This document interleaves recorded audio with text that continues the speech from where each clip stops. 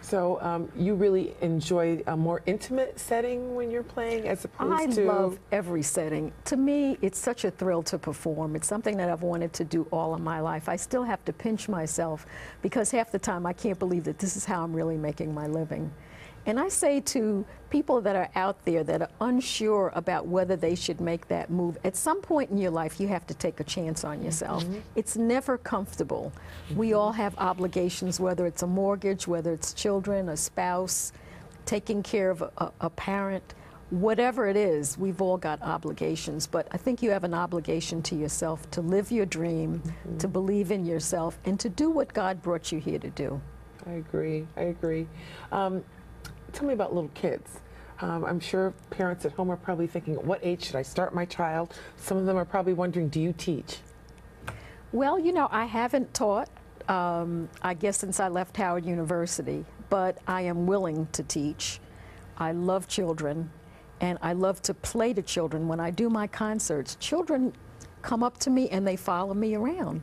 And I've had concerts like in Westport, Connecticut, where I had a band of children following me while I'm playing, and I literally felt like the Pied Piper. So myself, I started piano at 4 years old, and I wasn't very good, honestly. Sometimes you pick the wrong instrument for your child, and they don't take to it, and I didn't take to the piano. I found the flute, or I should say the flute found me, and that was my thing. I wasn't the most gifted kid, but I had an ego, and I wanted to be good. I couldn't stand to be the worst one in the class, so I practiced, I guess, more than the other kids in class, and, you know, became a good player. Well, we only have a couple of minutes left in the segment. Tell our viewers at home where they can come and see you for free. I know you do a lot of concerts here in the state, and I know folks would love to come out and see you and be right up close with you. Okay, well, in Southbury, Connecticut, which is centrally located, we're going to be doing a concert on the 25th of June. That's a Thursday from 6 to 8, and it's out on the green. That's exit 14 off 84, so it's easy to find, and there'll be more information on my website. If people want to go to SherriWnstn.com, we can update them. But it's going to be a fun concert. The band's going to be there, and I'm going to be walking around playing my flute to people. Great. So I'm going to have to come out and see you as well. Oh, you have to come out. You will absolutely love it. Thank you so much. So if you want more information on Sherri Winston, where you can see her for free, visit her website. It's www.SherriWnstn.com. Thank you so much. When we return, you'll meet 3 young men who will make you sit up and listen. Don't touch that remote. We'll be right back.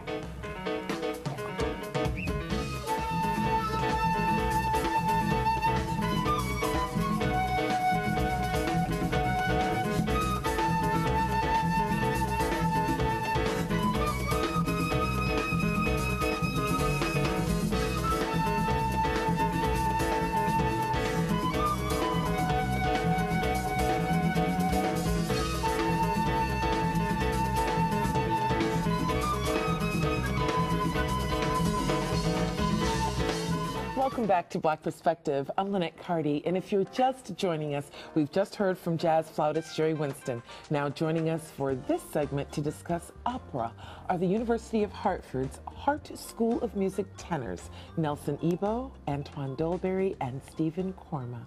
Welcome, gentlemen. How are you? Good. Awesome. Antoine, tell me a little bit about yourself, where you're from, and what drew you to opera. I am from New York City. I grew up in the Boys Choir of Harlem.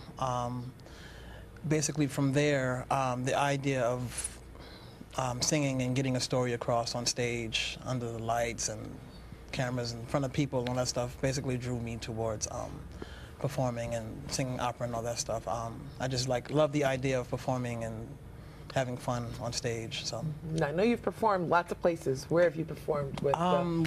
Boys Choir, all over America, Israel, Japan, Turkey, Vienna. Just a lot of places, you know. Good experience. Good experience. Excellent. Stephen, where are you from and what drew you to opera? I'm from Scranton, Pennsylvania, and basically I was in a children's choir back in Scranton, Pennsylvania, and I started singing there, and high school I did musicals and the plays, and did another group choir, did some summer camps, and I wound up applying to the Hart School. And freshman year, I met my voice teacher, and we were a little tentative. I wasn't sure if I wanted to do opera because I didn't think my voice was suited for it at first. So I talked to her about it, and I waited about maybe a half a year, and then I was like, oh, my voice, you know, it's growing a little bit. Let's see if I can do it. So we tried some stuff, and it worked. And I just fell in love with it. So I've been doing it since then. Awesome, awesome. Now, Nelson, where are you from? And tell us about that powerful voice and why opera? So I'm from Angola, and I started singing in the church. And then somebody, some of my friends, showed me like a CD from Pavarotti and three tenors, and to listen. And I listened to it, and I start like sing like them, and then I just get the voice. It was so natural for me. Now, I heard you guys actually on tape for the first time, and I was blown away, absolutely blown away. Thanks. But the first thing I thought was, these are young college men in an era where rap and reggaeton and all the other genres of music are a little bit more popular than opera. So tell me, do you take any flack on campus? How do you hold your own, and how do you keep faithful to opera? Well, for the most part, I know at the University of Hartford, the Hart School is probably the biggest school where people always come to see our shows and stuff like that. We usually have, the concert that you saw was a collage concert, which we do every year for incoming students and students who are auditioning and stuff. And so people from campus come and see us, and you know, we're still friends every day.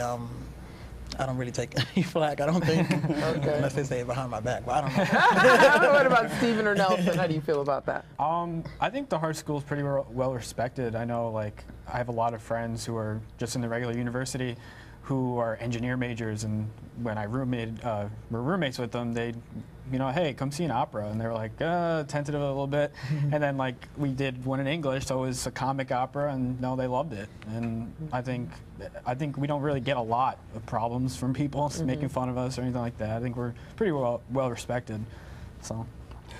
So for me, I'm very new here, so I I don't know, like, you know, everything, but I get a lot of friends now, and they're pretty good, and so and I really want to be in Hart School because I really love this school. It's very familiar. Excellent, excellent.